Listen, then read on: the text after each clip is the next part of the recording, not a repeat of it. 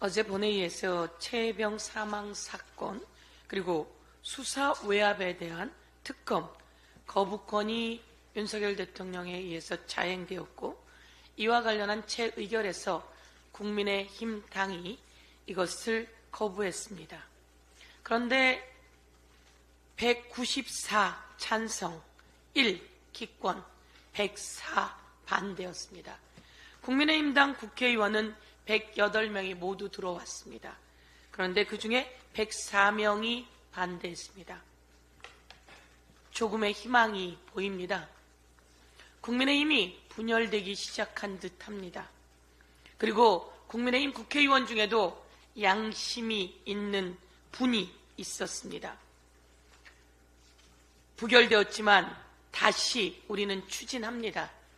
끝내 최혜병 사망 사건이 임성근이라고 하는 사단장에 의해서 어떻게 이루어진 것이며, 그리고 이와 관련한 수사에 박정훈 대령이 집단 항명 수괴죄라고 하는 명칭을 받으며 구속영장까지 첨부된 것은 누구에 의한 지시이며, 그리고 대통령실은 여기에 어떻게 개입되어 있는지, 그리고 이종호가 말하는 VIP 김건희 여사는 여기에 어떻게 개입되어 있는지 우리는 다시 종합특검을 발의할 것이며 이 특검을 통과시켜 낼 것입니다.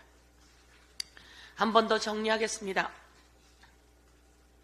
최혜병 사망사건 수사는 박정훈 수사단장을 비롯한 제1광수대 등이 수사할 수 있습니다. 군사법원법 228조에 의하면 수사단은 범죄를 수사해야 한다, 이렇게 1항에 적혀 있습니다. 범죄를 수사해야 한다. 사망에는 사망사건 등이 관계된 경우에 이 범죄를 수사하던 과정에서 이 관할이 군사법원이 아니라고 판단될 때는 즉각 경찰, 공수처, 검찰 등으로 이첩한다라고 되어 있습니다. 그래서 박정훈 대령을 비롯한 그 수사단은 수사하는 게 맞습니다. 수사해야 합니다. 그런데 갑자기 윤석열 대통령이 이런 일로 사단장까지 처벌하면 누가 사단장 한단 말이냐라고 하는 경로가 있은 후에 대통령실과 국민의힘 당은 논리를 개발했습니다. 이종석 국방부 장관도 같이 논리를 개발했습니다. 박정훈 등의 수사단은 수사할 권리가 없다라고 하는 말도 안 되는 말초적인 논리를 개발했습니다. 그리고 이런 수사 외압이 이루어지게 된 겁니다. 그것은 국민의힘당 필리버스터에서, 그리고 국민의힘당이 법사위에서 밝힌 내용들입니다. 박정훈 대령 등은 수사 권한이 없다. 이것은 팩트체크, 틀린 말입니다. 이에 기초해서 이 모든 것이 이루어지고, 그래서 우리는 대통령실에서 나온 말로 잘못했으니까 야단도 좀 치고, 그리고 또 수사했던 거 이첩 보류도 지시한 것이고, 그리고 수사한 자료도 불법 강탈해온 거다라고 이야기를 하는데, 그래서 이 모든 것이 불법입니다. 특검을 통해서 낱낱이 밝혀내고 이에 대해서 확실하게 처벌할 것입니다. 이 수사의 대상은 바로 대통령입니다. 그리고 대통령실입니다. 대통령과 대통령실은 특검법을 거부할 권한이 없습니다. 이것을 거부하는 것은 자기의 이해 충돌에 해당되는 것이며 직권남용에 해당됩니다. 이것은 대한민국의 국민이 주권을 잠시 위임해준 대리임에 불과한 대통령이 이 권한을 남용해서 주권을 무시했기에 이것은 헌법 위반입니다. 여러 가지 헌법 위반을 낱낱이 들이대도록 하겠습니다.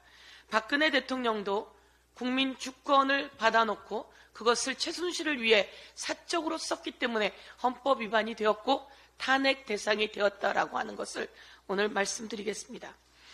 한 말씀만 더 드리겠습니다. 정말 과간입니다. 김건희 여사가 사과를 했다며 최초의 사과라고 언론들이 보도를 하고 나섰습니다. 언론 여러분, 왜 이러십니까? 김건희 여사가 뭘 최초의 사과를 했다는 거죠? 김건희 여사는 누구에게 사과한 겁니까? 국민에게 사과했습니까?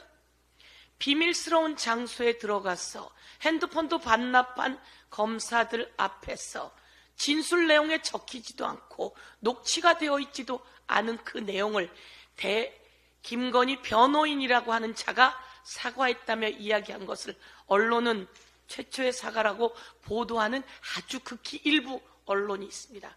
오늘 정리합니다. 그것이 사과입니까? 우리는 김건희 여사가 내놓았던 개사과를 기억합니다. 5.18 학살에 대해서 잘못된 발언에 대해서 사과하라고 했더니 마지못해 개에게 노란 사과를 주는 개사과를 연출했었습니다. 김건희 여사가 연출했다고 하는 내용은 개 눈동자에 김건희의 모습이 보인다라고 했던 당시 보도가 있습니다. 여기 이렇게 이야기합니다. 경애하는 퀸 여사님께서 비공개 조사를 받으시던 중 대국민 비공개 사과를 하셨다. 검사들이 아주 좋다고 난리가 났습니다. 제가 이야기하겠습니다. 그 변호사가 이야기했습니다. 그 변호사의 얘기는 김건희 여사의 이야기라고 제가 오늘 규정 짓겠습니다. 김건희 여사의 변호사가 김건희 여사를 대신해서 이야기한 것 같습니다. 제3의 장소의 특혜라니요. 그건 특혜가 아닙니다. 억울합니다. 미친 거 아닙니까? 이게 억울합니까? 억울한 것은 최혜병 어머님이 억울하다고 이야기하는 겁니다. 그런데 그 특혜받고 예외 있고 그리고 제3의 장소에서 조사받아 놓고 이것은 특혜가 아니라서 억울해요. 억울합니까? 김건희 여사? 그리고 사과를 처벌 조항도 없는데 역사상 최초로 사과를 했다고 이야기합니다. 처벌 조항이 없다고요? 주가 조작이 경제 교란죄에 엄청난 처벌 조항이 있다는 거 모릅니까? 그리고 디올백을 받은 뇌물 수수는 윤석열 대통령이 신고하지 않았기 때문에 윤석열 대통령이 처벌받아야 되고 이것은 국민에게 괘씸죄가 적용되는 공직자 부인, 그것도 대통령 부인이 뇌물을 받은 엄청난 범죄입니다. 그리고 경호 지침이라서 핸드폰을 반납하게 했다고요? 그리고 이런 이야기를 합니다. 핸드폰을 갖고 있으면 녹음을 할 수 있고 생중계도 나갈 수 있고 더 과간인 것은 이 핸드폰을 원격 조정해서 폭발물이 터질 수 있도록 조정할 수 있다고 하는 이야기를 했습니다. 검사 여러분, 잠재적 테러리스트였어요. 그 핸드폰을 가지고 오면 이 귀하고 경애하는 김건희 여사를 향해서 폭발 원격 조정이 있을 수 있다는 말을 했습니다. 당장 그 변호사 국민 앞에 사죄하고 김건희 여사는 그 변호사 당장 변호사 해집니까? 해임시키세요. 그렇지 않으면 김건희 여사의 모든 것이 김건희 여사에게 짐으로 돌아갈 거다, 이렇게 말씀드리겠습니다. 김건희 여사의 특혜, 예외, 성역, 이것은 황제 조사였고 여왕 조사였고 그리고 마리 앙뚜와네트식 조사였다. 다시 한번 규정합니다.